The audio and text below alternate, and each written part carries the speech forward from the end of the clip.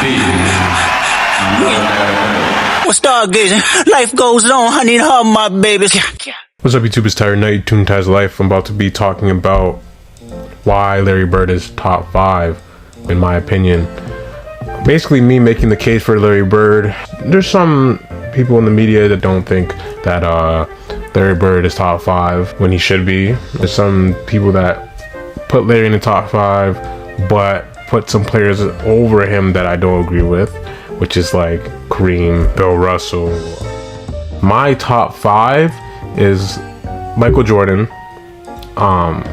LeBron, then you have Kobe, and then you have, for me, it's Larry, and then the last one I always struggle with for the 5. It's interchangeable. You could put Kareem there. I probably would put Kareem there. Yeah, Kareem in the 5. Kareem at 5. I can't put Shaq over Kareem.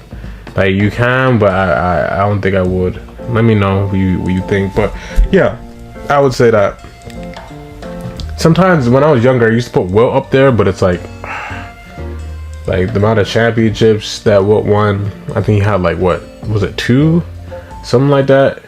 And then he lost to Bill Russell a bunch of times. So it's like, and then Kareem was also dominating around that time, and all the way up to he was dominating all the way up to like Magic Johnson times. When Johnson got there, he was still like winning.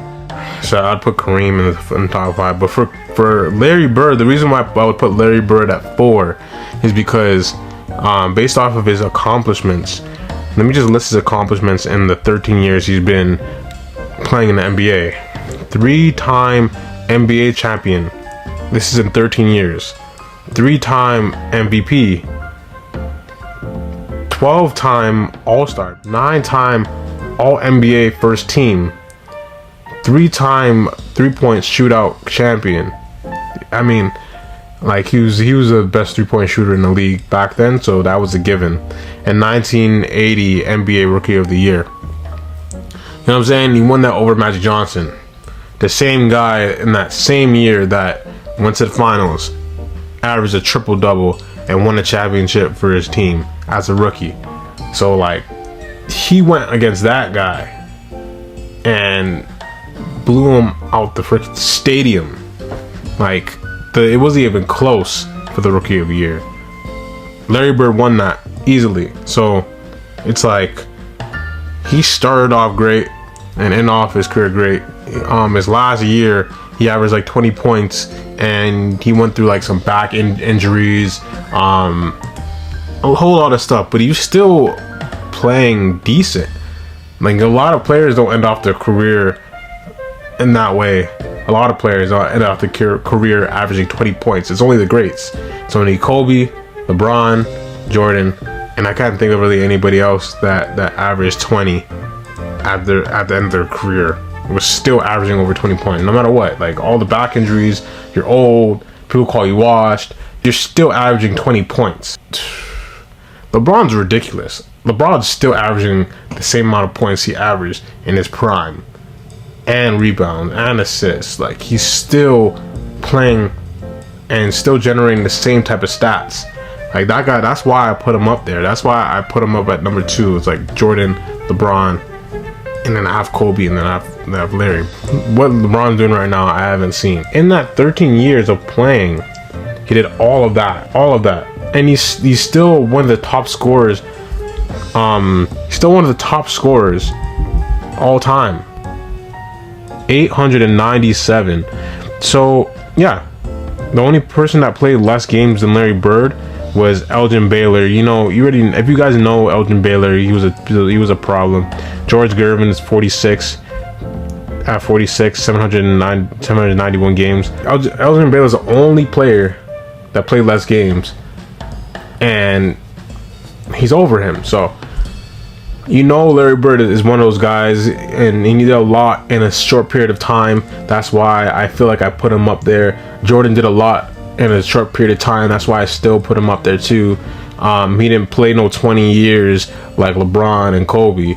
Like, all these guys played less amount of games, way less amount of games, still in the top 40 for the scoring list, still up there with the all-time assists, the rebounds list. Like, he's an overall player, so he's up there. His grit, the mental game he plays. He plays all, like, he covers all areas. He's almost the perfect basketball player. He covers all areas: the mental game, the physical game, and he's probably one of the best teammates you could probably have, because like, they followed the way he played, the way he facilitated, the way he moved the ball. Everybody else on the team bought into that, and he was the system, as people would say in the comments from the last video or the video before that. He was the system. He was the Celtics system. So like, the way they passed the ball, the way they looked for cutters and facilitated and got you the ball right away, behind the back passes, no look passes. But they always knew a cutter was coming through, so they always threw it, and there was someone there. So they had everybody bought into that system of playing team basketball, and you just played the game the right way. And he was flashy. Like, I said, Luka is more flashy than Larry Bird. That's very debatable.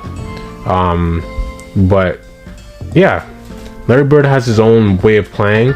There's certain things that are flashy, and there's certain things that are just like, whatever the defense is giving him, whatever we have at the time, whatever his options are, he's gonna get it done, no matter what the circumstance. And when it gets to a point where it's like, nobody else would be able to get that shot off, nobody else would be able to get that pass off, Larry Bird's gonna get it done. That's why it looks crazy. That's why it looks flashy. But I don't think he's actually aiming to be flashy. That's just his game. Like, comment, subscribe, share. Let me know if you agree with me with the top 5. If you think Larry Bird is a GOAT, make the case for Larry Bird. If you think it's top 3, make the case for Larry Bird about that. But my top 5 is definitely Jordan, LeBron, Kobe, Larry, and then Kareem. Yeah, let me know in the comments. Like, comment, subscribe. Stay blessed, stay lit, and I'm out.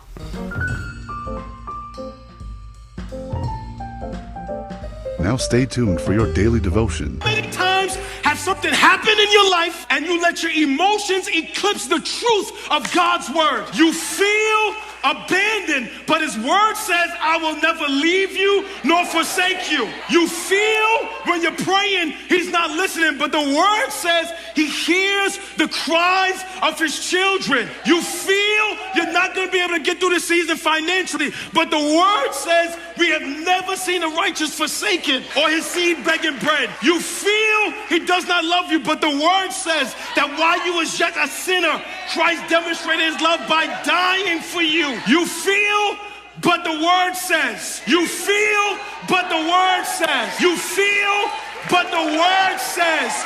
You feel,